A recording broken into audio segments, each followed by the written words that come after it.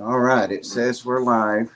Everybody, I am so sorry. I am late. I just walked in the door and Pam was messaging me, and that's when I remembered the stream was tonight. But what happened basically is a guy got hit by a car right in front of me, two cars in front of me.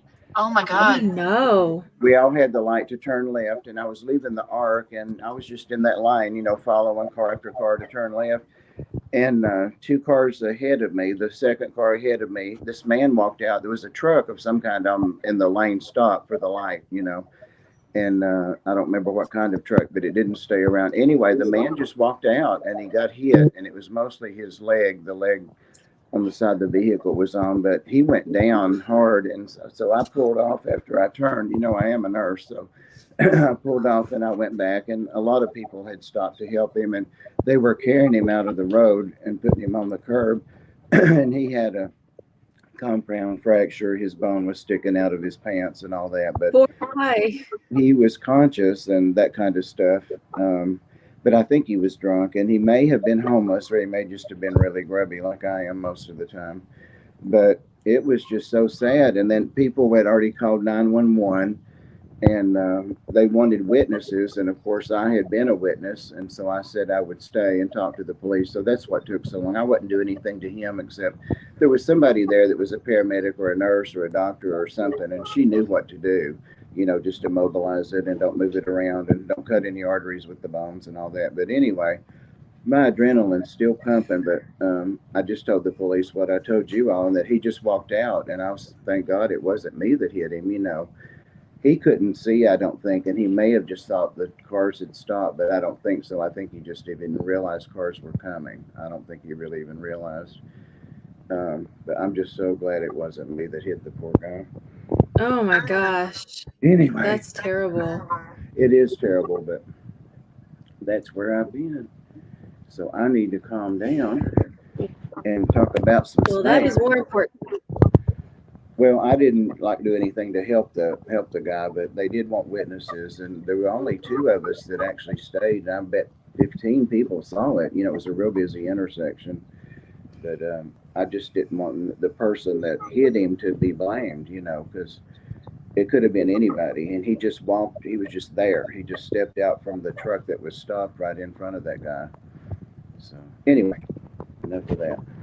That is somewhat terrifying. It is, yeah. And I Yeah. kept thinking, you always think, God, thank God it wasn't me. It wasn't me, because I wouldn't be able to be here. If I were hit a rabbit or something, I'm stop and cry and all that. So anyway, well, how are you guys doing? I hope you're having a better evening than I've had. And I'm so sorry I'm late. I I didn't think even think so. about this stream. I didn't even think about No, the that's stream more until I important. walked in. So So we'll get going now. If everybody's still available and ready to go, we'll do Yeah. it. So guys, Pam and Sarah have been with me probably over half an hour. So Sarah's one of our regular panel members and comes in when she can on a Friday each month. So today's her Friday. So glad she could work it out. It's working out great so far. And Lucky Stone says, "Unforgivable, Bob, helping people and not rushing home to do this stream." Well, I didn't actually help the guy. I didn't, put hands on him or anything. They were taking good care of him. But anyway, I just didn't want the guy to get blamed that hit him. So Sarah is back, and we always have an awesome time when she's here. And we always her to death and pick her brain and all that. So I'm excited to do that to her. So, Pam, how are you doing? Well, okay. I'm not hitting anybody. Right, So right. I guess Me I'm either. good. Me either. Right. Well, Sarah, what do you have planned for us? Well, I have, let's see, 8 snakes today that we can look at. For those of you who don't know me, hello, I am Sarah of Sarah's Snake Shop. I sell corn snakes and corn snake accessories. It's not an official logo. I wouldn't steal from King of the Hill too hard, but That's my thing, and I've written a couple of corn snake morph books, and so I'm usually the person that people go to for morph things. Morphs are probably the most difficult part of having corn snakes. The care is usually pretty easy. The handling is pretty easy. Feeding is pretty easy.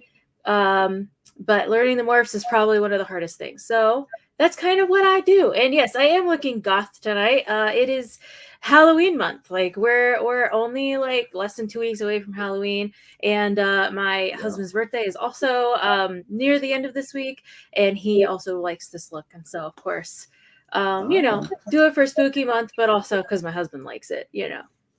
Nice.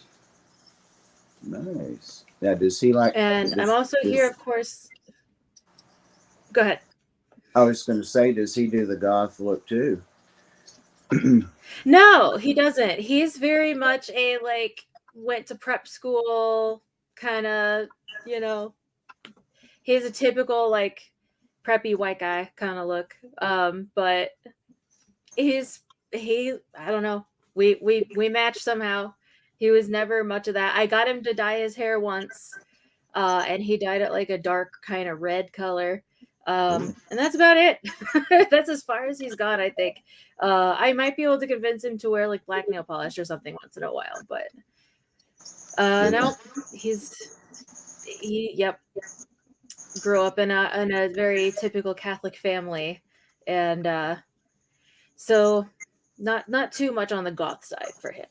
Yeah. I did not grow up in a Catholic family, but I did grow up in a very fundamentalist Christian family, and then I still turned out this way. I don't know. Yeah. Sometimes it just happens. Yeah. Oh, well, sorry, it's my phone. Let me silence it out. You're not opposites, but you're not alike. So you can say opposites attract in this case, I guess. Yeah. I mean, the things, at least for us, that are important are our values, that's what we look like on the outside is going to change. So what's really important is, of course, whether we can get along and whether we have the same goals in life. And you make your man work for it. Oh, trust me, he does. He does more laundry than I do. He does more dishes than I do. He sweeps and mops the floors more than I do. So I can dress all nice for him once in a while. Well, now what? I sell the snakes. That's what I do. I sell the snakes. Yeah. I sell the snakes, and he does all the other things. I think you said before that he does some kind of IT or something when you were having computer troubles. Did you say that? Yes. So he's been in IT for years as well. He's been all the way up to I mean, he's been doing project lead things in tech things. I don't know exact job titles, but I do know that he was very close to the developer position at his last job. He was one step underneath the developer, and so he's kind of a smart one, and he kind of thinks that I'm kind of a smart one, so that also helps. Well, we know you're very smart, so good to know he is too. Yeah, he's probably Thank you smart so much, Nathan. Well, I'm sure it balances out. Nathan Hovey is not into snakes or reptiles. Yeah, we appreciate you so much. Yeah, well, I'm trying to keep track of chat. He saves your soul while you speak to serpents. Yeah. Yeah, pretty much. He's he's like the guardian angel that came down from heaven. He looks like, the picture of Michael the angel that you might see. And then I'm over here looking like a demon that just crawled out of hell for the day. And it works. It works for us. Awesome. And yeah, and I do the snake thing, which I guess I could probably get started on. So I have a plethora of colors for everyone. Does anyone have a preference on what I start with?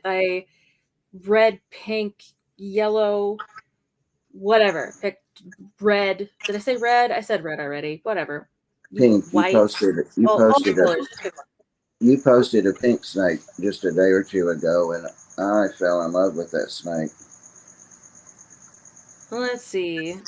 I don't know if any of the ones that I currently have are. Well, I have this one. Hold on. Let me get her out. She's She's a bit smaller. Let me get her. There you go. Come here, girl. Get her out of her enclosure. So let's see if my camera will Here, let me blow be you okay up. with it. She looks more white here, but she's a snow. The lighting is a little weird. Very but pretty. Yeah, I like her. And I have her and a bunch of her siblings all available at the moment. These will all get a bit more yellow on them as they get older. Right now, let's see. Right now, it's just the like pink and white. My lighting is Yeah, like not I was great. gonna say she looks Right now, kind it's of, just pink and white. yeah. But then when she gets older, she'll probably actually get more yellow going on in her. She's gorgeous. And it's one of my favorite morphs has to be those like really yellow snows, because I've been working with them since my very first clutch almost If you 14 could years be yellow ago. and pink, that would be 13 really and a half. cool. I'm sorry, can you repeat that? I said yellow and pink would be really cool looking. Yeah, I actually do have a yellow and pink one that I brought out Really? here. Nice. Yeah. So like I have the baby and I brought some adults too. Let me grab them. Also, sorry for the mess in the background. That just is what it is. Well, can you clean that up and we'll restart? No, I can't. My total house is a wreck right now.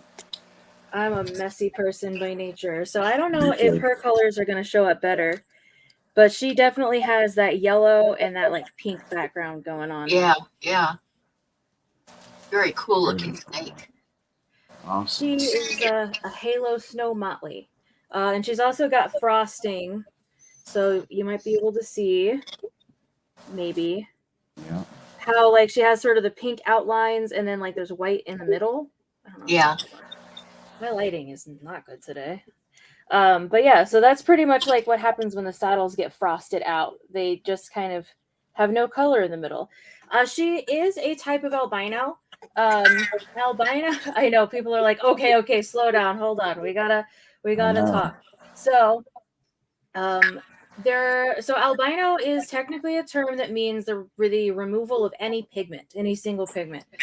In humans, we really only have one main pigment, and that is melanin. So when we're talking about albino in people, we just mean the removal of melanin. And so normally that's what people will say with snakes as well.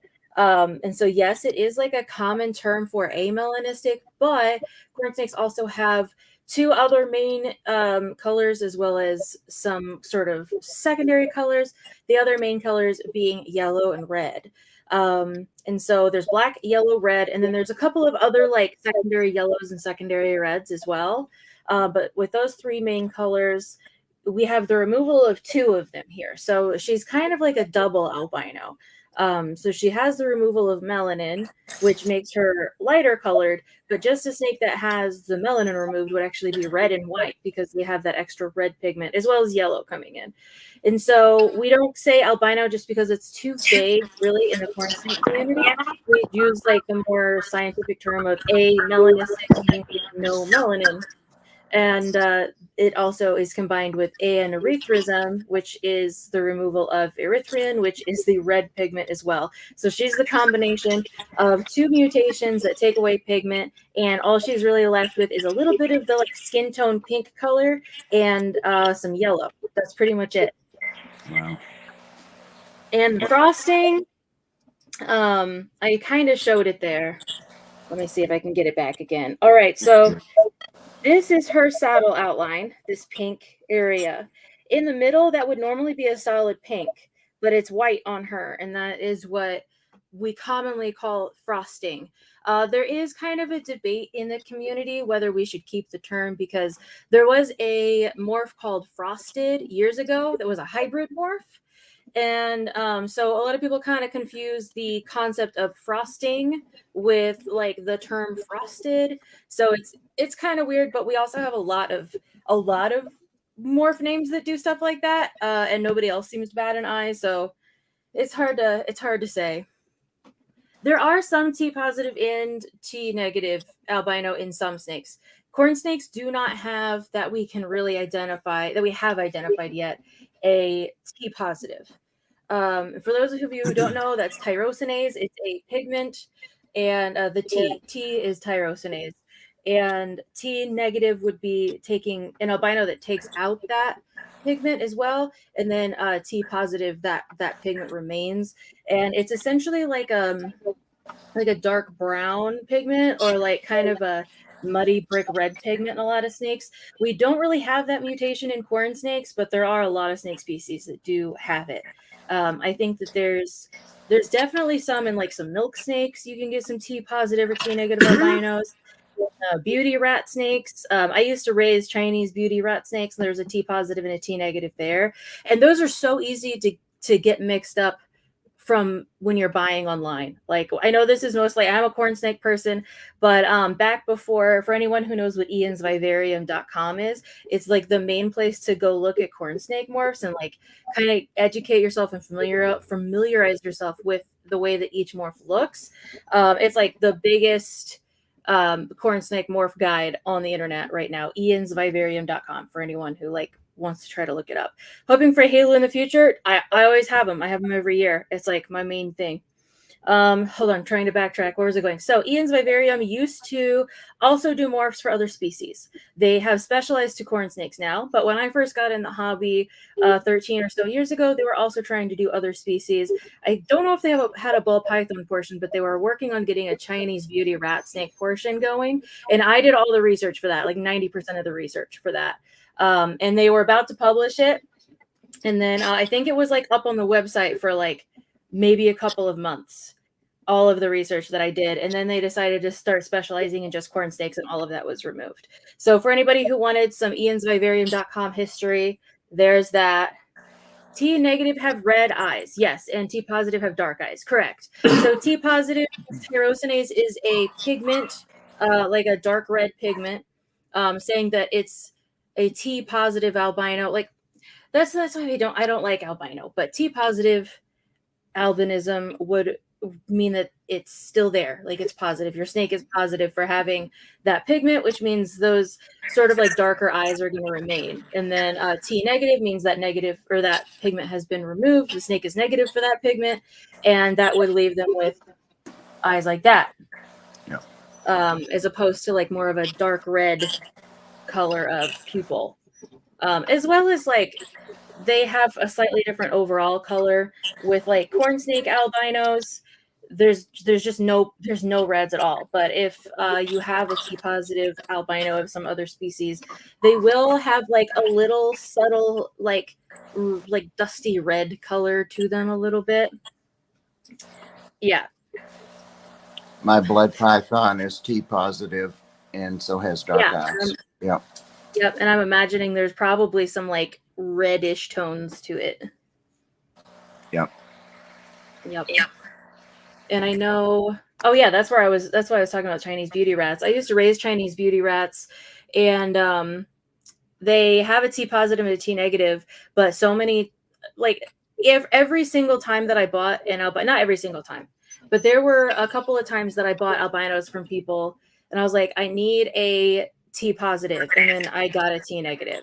And I was like, are you serious? And so I had to contact them, and they didn't know the difference, you know, which is one reason that I say, if you are breeding snakes that have morphs, understand the morphs. Like, I think that it's probably like the second most important thing to know about breeding the animals that you're breeding. Like, obviously, to me, the first most important thing you need to know about the breeding aspect is how to tell male from female. And a lot of people breed and they don't even know how to do that. They just throw a bunch of them together, and sometimes they lay eggs, you know? So I think number one most important thing, if you're going to breed snakes, I'm going to say snakes because that's where my specialty is. And I don't want to like step over anybody's line there. But when it comes to snakes, know how to tell the difference between male and female before you breed, and know how to tell what morphs you're going to get before you breed. That's like the two top things, and everything else kind of comes after that, other than obviously finding homes and things like that. Like, that's going to be more important. The well-being of the snakes is going to be more important. But just when it comes to like the knowledge of breeding, those are the two, in my opinion, most important things to know. And it is particularly difficult with corn snakes because there's so many different kinds, so many different looks of the same morph. Like one morph can vary drastically from just like one clutch to another. Even normals vary greatly. Like we see, like okatees from like the kind of northern areas, North Carolina, and they're like a dark red with the dark, like they're dark red saddles, dark red background, and then black borders. And then we go a little bit further south and we start seeing like these really muddy, dark gray backgrounds instead. And that almost looks like a completely different species. And then we keep going further south and then we get like these like super light gray, sometimes almost white background on these snakes with just like red blotches. And then you keep going south, and once you get to the Florida Keys, the snakes look like a completely different species. And in fact, people thought that Keys corns were a completely different species for a long time. It was only recently, I say recently, it was probably over a decade ago. That it was definitely more than a decade ago. I don't remember the date, so don't hold me to dates. It was before I got into the hobby, so it was probably at least a decade and a half ago. But that they decided, oh, hey, these are actually corn snakes. These are in a different species, but they look so different from south to north that, so all that is to say, morphs are hard. And if you don't know what to look for, it's hard to even know sometimes if you have a corn snake. So that's just me ranting. That's what I come on here for. I get asked a question and I talk for a half hour. That's what we pay you for, right? Yep, that's it. That's it. Yeah. Yes, I'm making so much money by being here. Help, they have me trapped in a basement. You get 4 zeros, and Pam and I just get 1, but that's because you're the expert. Hey, can I ask a stupid question about you missed your chance there. You're supposed like nobody else, Bob. There you go. Pam knows the proper response, like nobody else can ask. You were talking about the morphs and what you're going to get when you all that, and it came to mind because I pay attention to the ball python calculator, like on Morph Market. Is there a calculator for corn snakes? Yeah, Morph Market also has a corn snake calculator. Ian's Vivarium has a corn snake calculator as well. Neither of them, even combined, will cover the full spectrum of morphs that you have a possibility of getting at any given time. But they both also have different things that make one better than the other to use for certain things. Ian's Vivarium, the last I checked, will give you every single thing. Like you could have like two snakes that are for like 10 different things and breed them together, put that into Ian's Vivarium calculator. Ian's Vivarium will spit out every single possibility, sometimes to the thousands. But Morph Market is just like, haha, this is too hard, we don't want to do this. And at least the last time I tried it, like I think I got up to like quad hets or something, and it was like, we're not giving you all of these answers, just make it simpler for us. So if you want the most answers, Ian's Vivarium is better about that. But Morph Market has more morphs on there, especially they've been keeping up with the more like updated things that are going on with the morphs. So there's been a lot of things that have been proven to be different or whatever in the last few years. And Ian's Vivarium hasn't really kept up with the updates. They haven't really kept up with the new morphs that have been like found or whatever, proven out. And Morph Market has done a much better job of keeping up with that.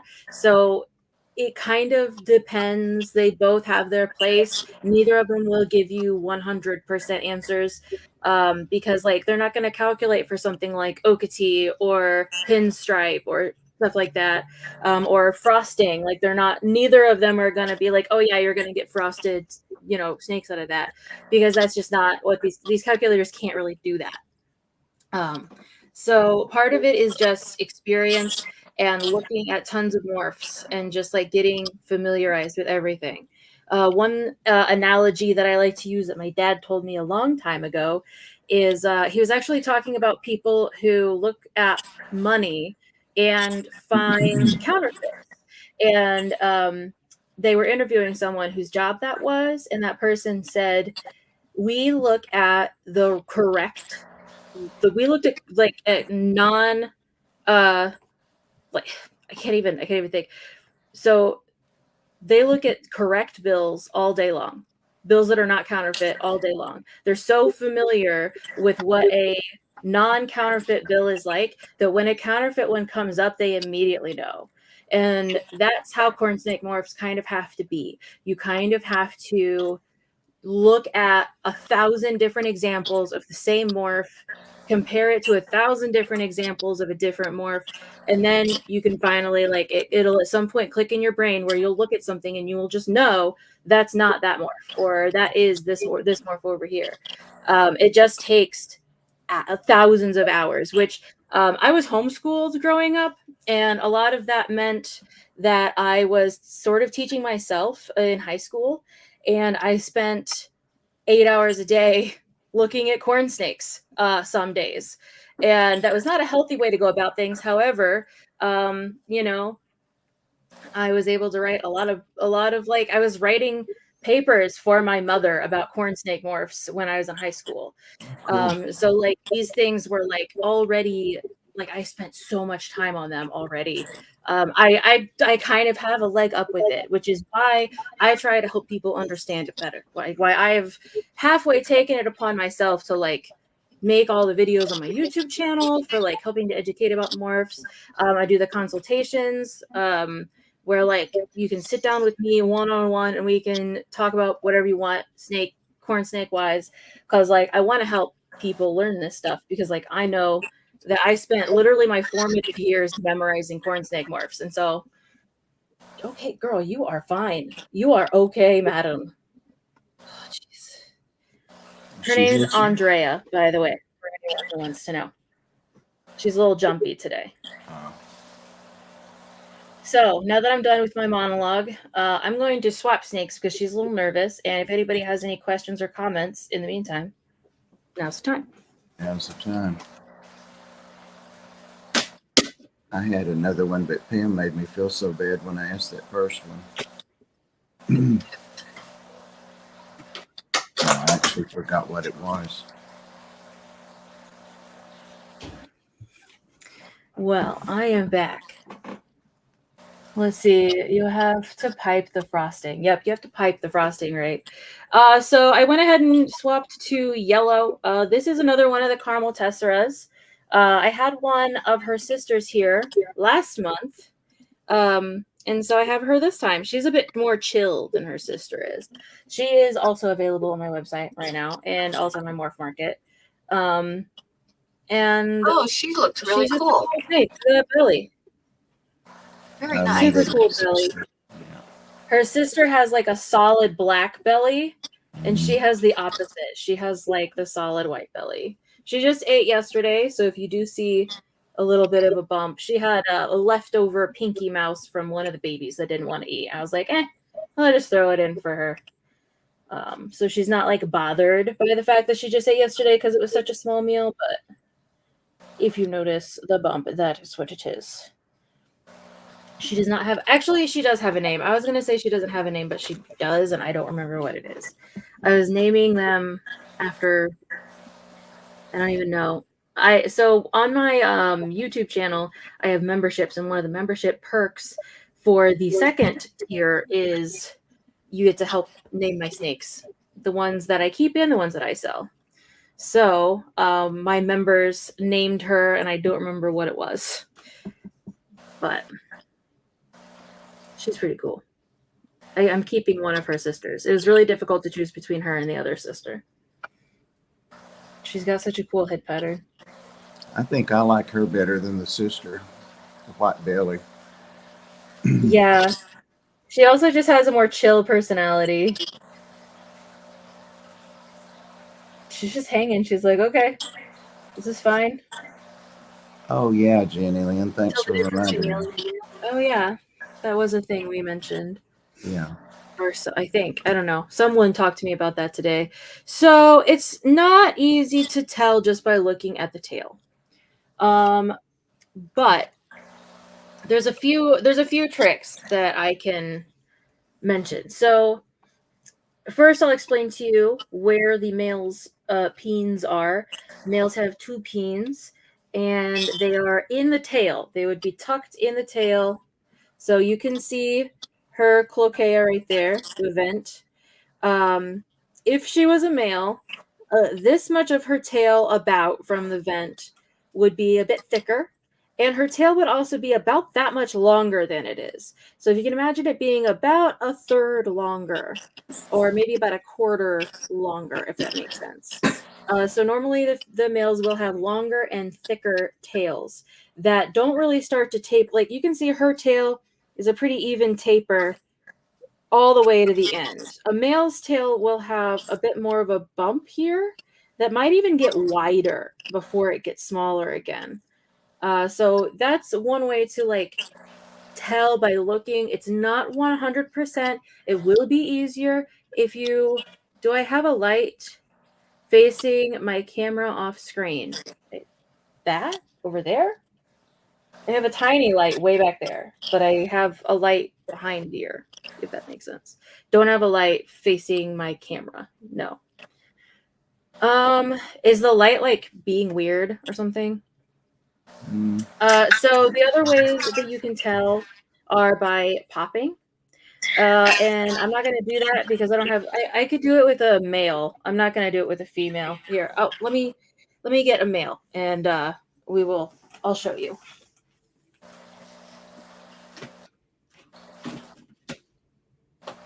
I sometimes hear people say, like when they're doing their live videos and stuff, that they don't want to talk about popping because they don't want to tell people how to do it and them hurt their snakes. Well, how could you hurt your snake? I mean, I don't know. So there's a few different ways. Give me just 1 second here. I may or may not have gotten pooped on. Uh-oh. It happens.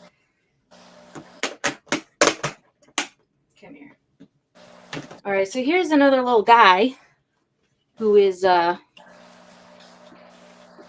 also on my shop right now.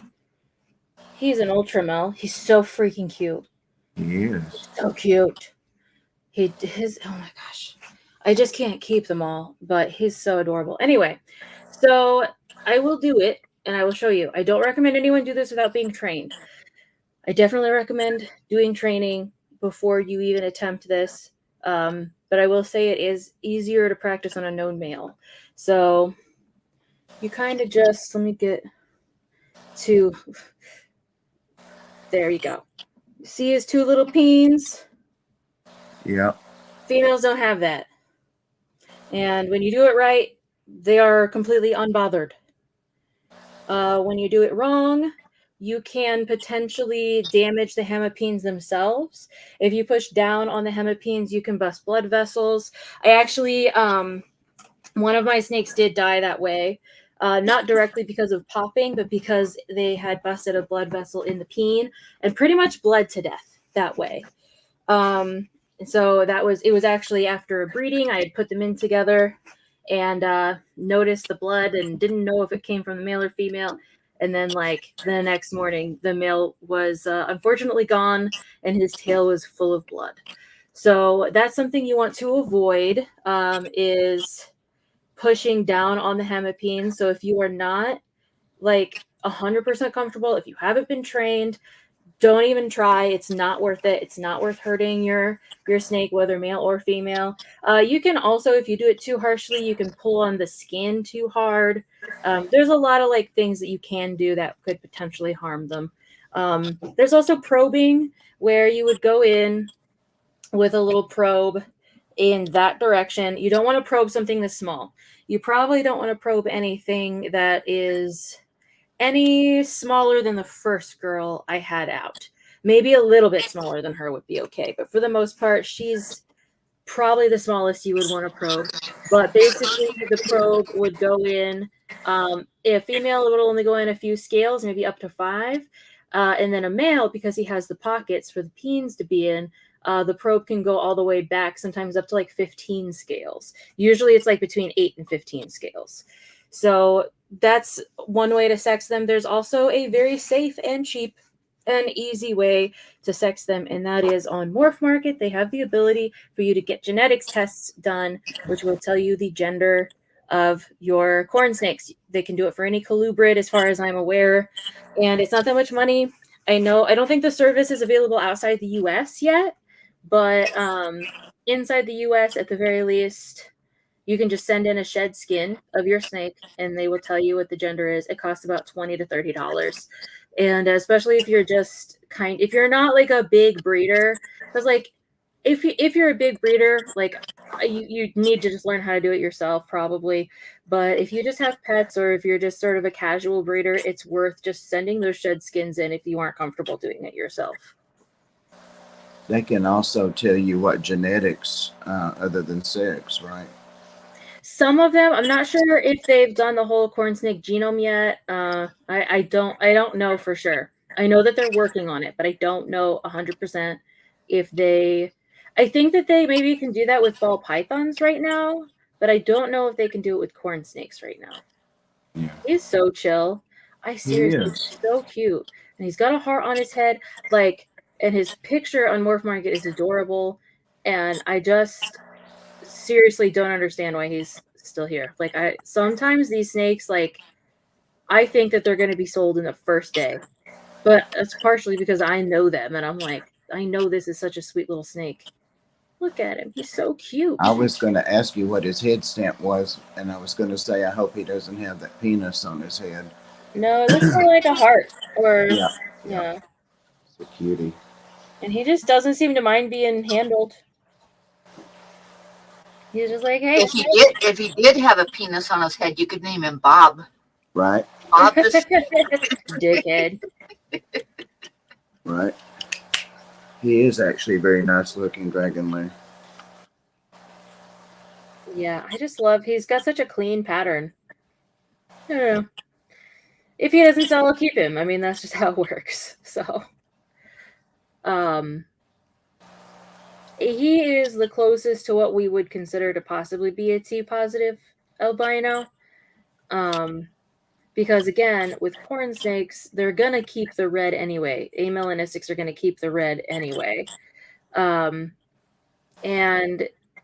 ultras, he's an ultra male, but ultra is it is genetically related to the typical amelanistic, and like these kind of have like T positive traits, like typical T positive traits, but I don't know for sure if they're T positive or not.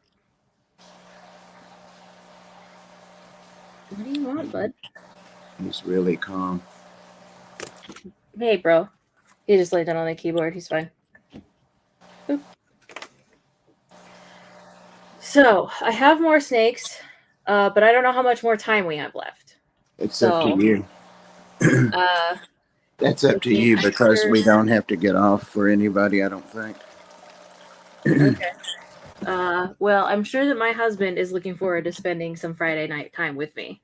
So I'm happy to get maybe one more snake while you guys like any additional questions you may have in 10, 15 minutes, something like that. It sounds good.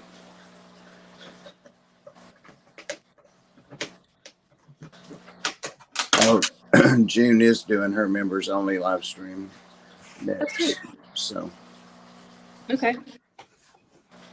I'll go ahead and bring this one then. So since we've been talking about amelanism so much, this is a typical albino or amelanistic corn snake. And as you can see with all of the red color, this does not look like your typical like albino as in like completely white snake. This is why we don't use the term albino, because it can be confusing for people who just think that albino equals white. And so we kind of try to stick with the more specific terms of amelanistic. And you can see she has those really light colored eyes, clear belly checkers, and no melanin, but she obviously does have the red and yellow pigments, as you can see there. And once again, she's also available because like, why not show off a bunch of babies? Especially like, I know that some people, they want to buy a snake, but they want to make sure that the personality is good. And so it's like you get to kind of see them firsthand. I'm going to. Yeah, no problem, Chris Riley. Thanks for being here. I can't. Ugh. Okay. Does anyone have any other questions? Always relate to the red eyes being albino. I mean, albino is an interesting term. Albino it's just too vague. I just can't justify using it for snakes, for corn snakes anyway. I have an even stupider question than the first one I asked. Okay. But if you can believe that, but she's mentioned personality, that people like to see that. When is their personality like set? Are they like born with that? I hear people talk about, especially ball pythons, that since they were a baby, they've been spicy or they've been really calm. Or I know, like with dogs and cats, they say it's like 4 or 5 months before you really know how they're going to be. So, Yeah, I would say like some snakes are going to hatch out with very distinct personalities, whether they're defensive or whether they're curious or whether they I had one that I nicknamed Jumper because he just liked to jump. He just liked to jump. Like I don't know how to he just would jump. Don't ask me how a snake jumps, but he would do it every single time. And that was ever since the day he was born. So in some ways, yeah, they just do have like a certain type of personality when they're born. But they also, like, if a baby is born a little more skittish, they will calm down usually within a year. I would say, let's see, you said within 5 months. I would say snakes can still change after 5 or 6 months old. I'd say a year old is when you're really going to start kind of seeing the personality that they're always going to have. But even up to, like, I've had yearlings that were mean, and then by the time they were 2 years old, they were perfectly fine. So it's, as far as like being sort of tame or tolerant, I think that can change. But like just certain personality quirks, usually they just have them as like when they hatch. Um, you know, and some of them will just be spicy their whole life, but I'd say for the most part, unless it's like super spicy baby, they just grow out of it. it kind of makes sense too, because they're not like being taught to do things by the parents. And yeah, I can see that. Yeah. Cool. Okay. There she is. So we have her and her sisters. I also have many other colors of snakes. So enough said, Sarah. Albino is a no-no word here. Just when it comes to corn snakes, it probably works for other species. It just doesn't really work for corn snakes that well. That's it. There we It go. is very confusing. That is a really pretty snake. They're I so really like pretty.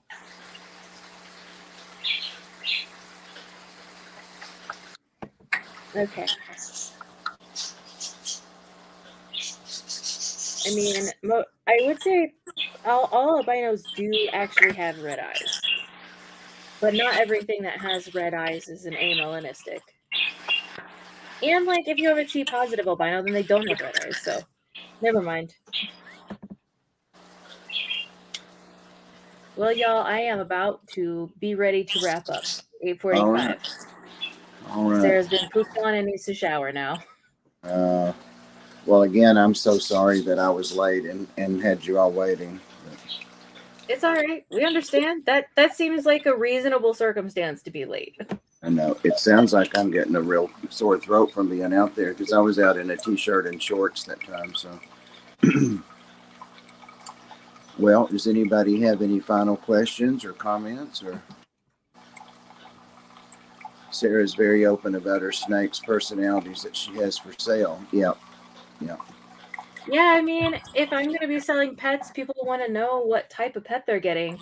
And with snakes, it's one of the few pets that if that you have shipped to your house, that you don't see really before you buy. And so for those who want a pet, yeah, it's important to know what those personalities are.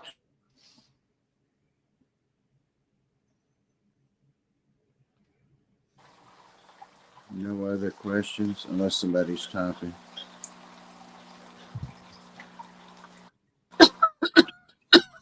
Always, always. I'm like, why did I watch this? Because now I'll be on the website for the next download. Yes, we may or may not have been talking about your animal hoarding addictions before I know. before we started this. I know. I know. And Sam, thank you before I forget for all the links that you throw. And it's amazing how quick, as soon as something comes out of Sarah's mouth, the link's up there. Yes, I appreciate that. Awesome. Thank you. Yes. I know what I was going to ask you.